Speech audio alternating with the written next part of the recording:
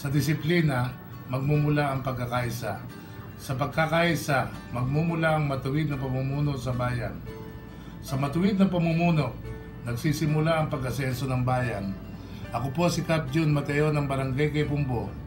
Naniniwala po ako na sa matuwid at matinong paglilingkod, magsisimula ang tunay na pag-asenso ng bayang ito. Ang aking pong public service record ay binubuo ng 9 na taon bilang auditor ng Commission on Audit, 6 na taon bilang Municipal Councilor ng Santa Maria, at halos 9 na taon bilang punong barangay ng Parada. Kung ako po'y magbibigyan muli ng pagkakataon, gagamitin ko po ang aking karanasan upang mabantayan ang bawat sentimo ng ating mga buwis at makatiyak na ang mga ito'y gagamitin natin sa makabuluhang proyekto at sa tamang paraan. Gayon din, ang aking pong karanasan sa pagiging punong barangay ay aking gagamitin upang ang mga taong maliliit ay maging malapit sa pamahalaan. Kung ako po'y inyong pagbibigyan, titiyakin ko po na ang pangalawang pagkakataong ito ay magiging kapaki-pakinabang sa mga mamamayan ng Santa Maria. Maraming salamat po. Isang magandang araw po sa inyong lahat. Ang inyo pong naging konsehal ng ating bayan sa loob ng 2 termino mula ng taong 2004 hanggang 2010. At sa loob po ng 2 termino iyan ay nakapagtala ako ng 5,314 na ordinansa at resolusyon.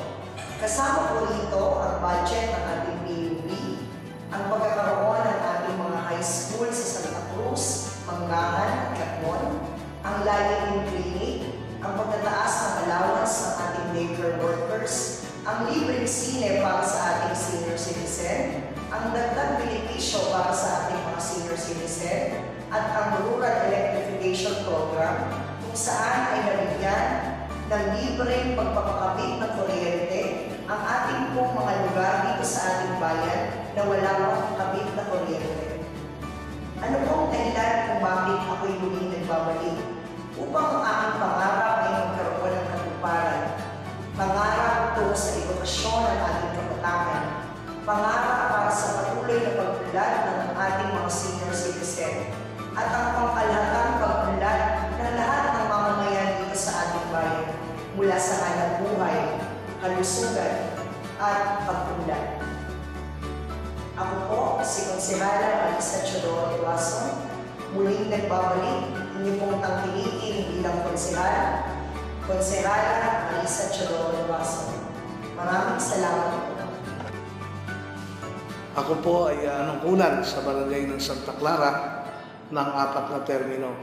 Una po bilang kagawad ng aming barangay at ang 3 sunod-sunod ay bilang ama ng barangay ng Santa Clara. Ang inyong pong lingkod ay pinarangalan ng ating provincial capital ang sila po ay magkaroon ng ating palat na kung tawagin po ay GGB, ang Gawad Galing Barangay.